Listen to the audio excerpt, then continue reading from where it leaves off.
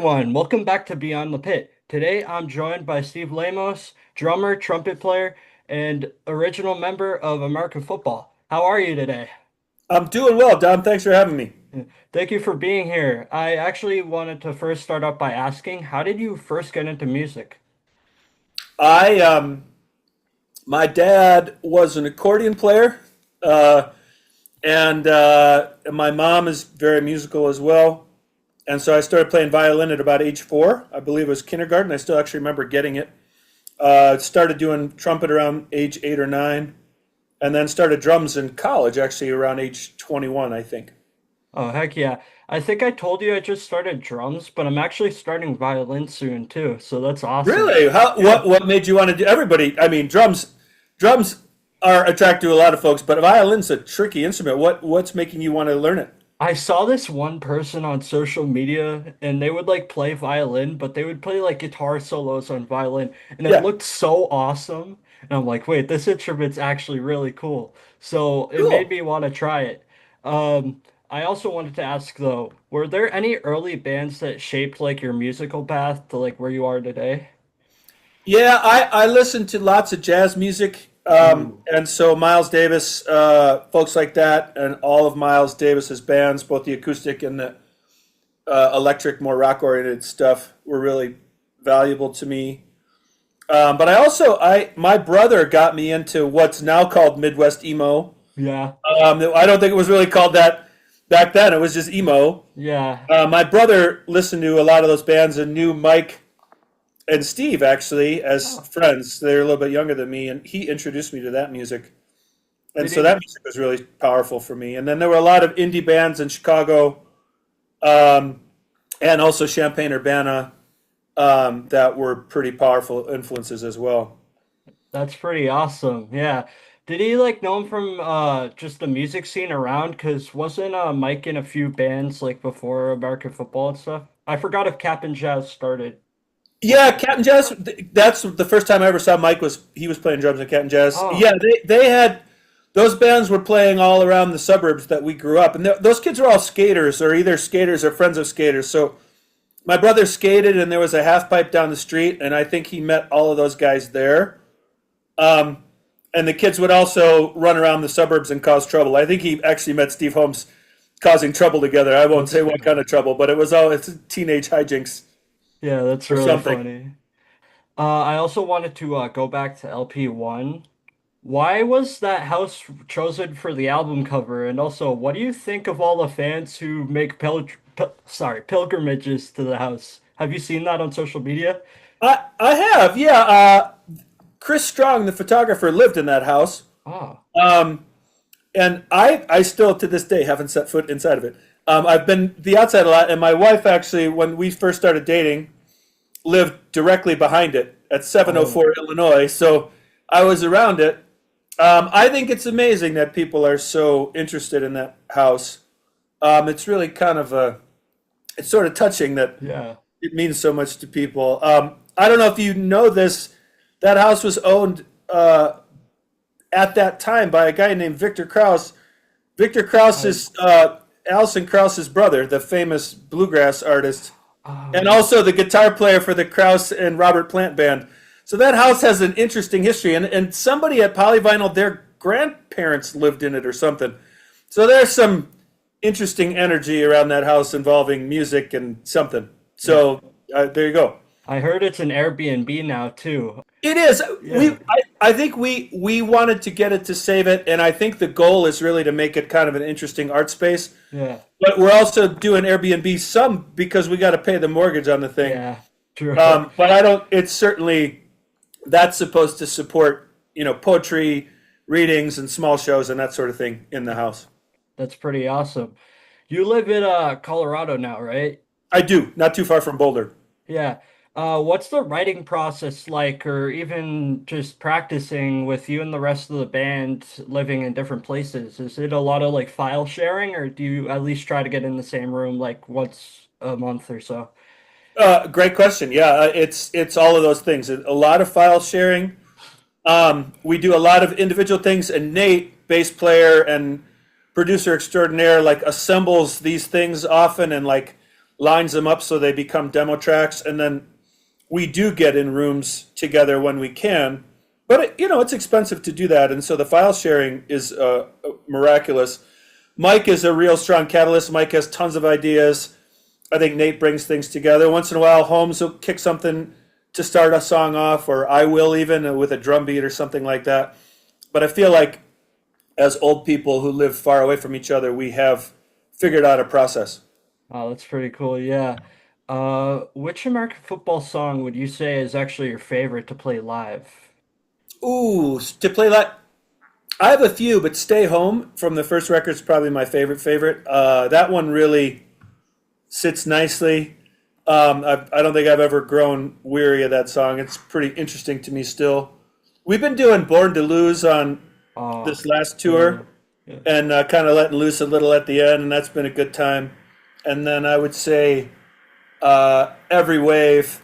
We have this Mike's partner Justine sings on a couple songs, and especially on that one, she sings on the Haley Williams song too. She does an awesome Yeah. job on that. But "Every Wave" is such a. I love playing that song, boy.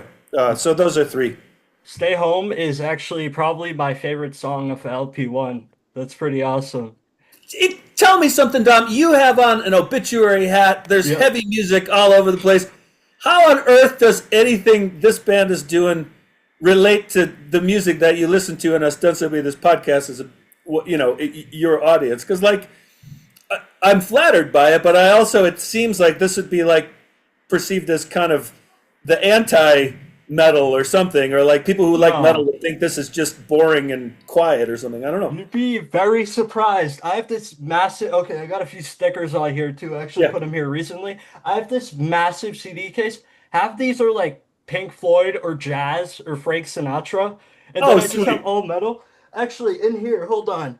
I just got a hardcore record, but right behind it is Oh, bam. nice. Yeah. So that's really funny that you actually say that. When I saw you guys, I think it was at that one festival at Roadrunner. I saw so many metal fans. It was actually crazy. So yeah, I actually think Awesome. they're really kind of intertwined because of the whole emo thing. Yeah, I see how you could think that because my whole room is all like, bam, yeah, And I really do. Strangely, I think the older I get, the more I like heavier music. There's just something about it that kind of yeah. cuts through the BS. But I'm flattered by the idea, and I'm friendly with a couple of drummers who play heavy, and I'm flattered by the idea that somehow they would pay attention to this because what they're doing is so it's like the kind of drums I wish I could play. Like if I could play them the way I wanted to, it would be that. But instead, I get whatever it is that I get. Yeah, I know some insane drummers around here, and I'm like, how do you do that? And they're Yeah, like, I don't know, I'll practice. And I'm like, okay. yeah, it's a Yeah, special thing. yeah. I wanted to rewind to like the late 90s real quick. Sure. So playing music with Mike and Steve, and somehow you guys just worked up one of the most influential albums in emo. Did you ever really think it was gonna be that big? We didn't think it was going to be anything. Yeah, I think we were proud of the idea that we would do it regularly. It always seemed real interesting. The guys would come over with a lot of these parts kind of fully formed. They did a lot. They were roommates, so they did a lot of writing together. They would bring it over, and just I've said many times, and I probably feel it more strongly now. Nothing was easier than playing in that band, especially then. It's like, oh, obviously, if they're going to do that, this the only thing you could possibly play would be this, on drums would be this. So no, I don't think we thought anything of it other than it felt real, kind of sincere, and it felt like, oh, this is interesting. Like this is the kind of thing. If I were seeking something out, I would seek out something along these lines. It was mostly instrumental then too. I've said before, like Mike didn't really have lyrics for us. Some of the lyrics were, I swear, the first time I was really hearing him was in the studio. And so no, I guess it's testament to do what you want. If you're young, do what you want. There's no rationale for it. There was no practical reason.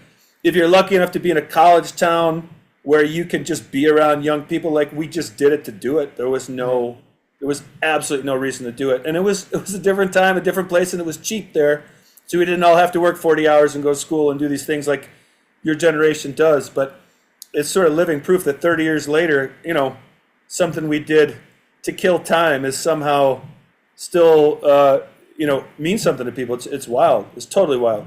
Yeah, actually, someone I was talking to at that Roadrunner show, they're like, "Oh yeah, I wrote my whole college like application essay on an American football song." And I'm like, "Whoa." So it really is crazy seeing how far that's come. Yeah, Yeah. that's that. Thank you for sharing that. That's cool. I don't know. I don't know what to say. I'm an old guy, and it's awesome that this somehow resonates with younger people. I don't know. I feel very fortunate to be part of whatever music is, and when that sort of thing happens, it's really really humbling and cool. So thank you for that. Yeah. I know you're a teacher too. Have you ever had any students that were actually fans of the band before like they started your class? I would say before 5 or 6 years ago, mostly no. Um, More recently, I would say at least some students sign up. I teach writing on music, for instance. A few Uh, every semester will sign up because they know the band. A few more halfway through the semester will will realize that they know the band, even though we've been dealing with it some other way. yeah. It's cool when they do, but teaching is humbling too. I got to teach whether they do or they don't, and Yeah. most students don't know, and frankly, it's not that interesting to them, and that's not what I'm getting paid to do there. I'm getting paid to teach them how to write and argue and think a little bit. Yeah. So when it happens, it's great, and sometimes nobody, not everybody cares, and that's okay too. Yeah. Do you guys have any new like projects coming out besides the release of Live in LA? Not at the moment. Uh, Um, I think we aspire. It's important to us. Like that. That's out today. The movie's yeah. premiering tonight as we're talking. We've spent a full calendar year. We've played as many. I think we've done 40 of those or something. Yeah. They've been awesome. I think we're all pretty um, fierce. We're fierce in the idea that we want to keep making new music. It's important to us. There's no point in doing a band if it's only this kind of like revisiting the past stuff. And so I think we aspire to keep doing it. That's all I can really say about it at the moment. Yeah, I can't wait to see any new stuff you guys make. But actually, what started the whole thing where you started the reunion back like 15 years ago? You you all did. I haven't the slightest idea. We were dormant for 15 years. We kept in, only touch every, cup once, twice a year. Yeah. I think it was file sharing, like LimeWire, Napster stuff. Something happened with and CD burning. The number of people, including Corey and Garzone, who now play in the band, who say they discovered this through a burnt CD, is That's funny. staggering to me. But it's like that's how young kids were exchanging music. The story goes, Holmes found some actual cassette demos that we used to let like people let their iPhones run now. We used to have Yeah. this boombox recorder thing.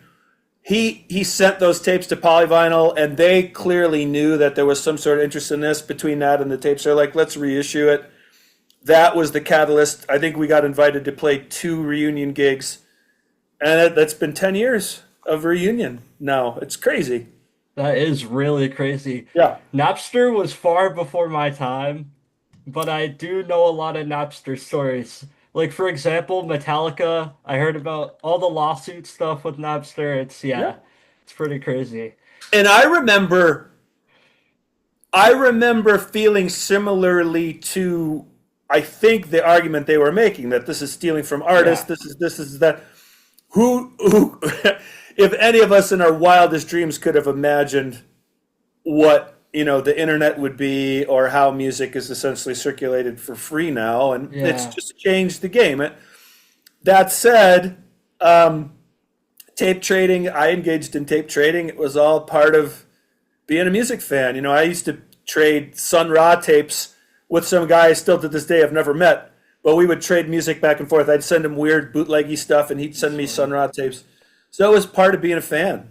Yeah, even like Spotify now, I'm guessing you kind of know because of how all this, artist stuff on Spotify. But in my opinion, I feel like Spotify kind of steals from artists a bit because they get paid pennies for like millions of listens, and it's kind of crazy how they're getting away with paying that little. Like, Spotify is especially in the news these days because their yeah, CEO is involved in sort of military stuff I didn't and hear about that. yeah, yeah. Just do a Oh, quick Google search. He's catching a lot of flack because he's bank. I don't. He's a main investor in like a military drone kind of situation. oh, huh. So I'm not super pleased with Spotify, but it seems to me that ultimately these DSPs all reflect digital service providers all reflect what we quote unquote want, which is access to stuff for next to nothing or free. Yeah, And it's a shame. It's a very different game now than it was. I understand, and as somebody who also has those same ridiculous rates, what is it? A billion streams is worth $30,000 or something crazy. yeah, Um, it's madness, but it is part of the cultural landscape at the moment. All I can say is if you're music fans, clearly people who would be watching or listening to this podcast are music fans, go see your bands live. exactly. My Even when the merch. tickets are, I get Ticketmaster fees and all that, but live music is one of the last ways your artists get paid. Um, buy T-shirts if you can, like support them in some way, shape, or form. Do their Patreon things if they're folks. I feel almost weirdly lucky that I have another gig, a full-time gig, because it allows me to do music and not sweat it all the time. But if this were my primary gig, I think I'd do nothing but sweat it. Yeah. It's hard to make a living unless you really crack through at that highest level, and then it seems disproportionately luxurious. It's kind of a shame that there's that middle ground is eroding. Yeah, like for example, my dad, I actually got into like all this hardcore because of him, but a lot of his friends are in bands and like pretty decently popular bands too.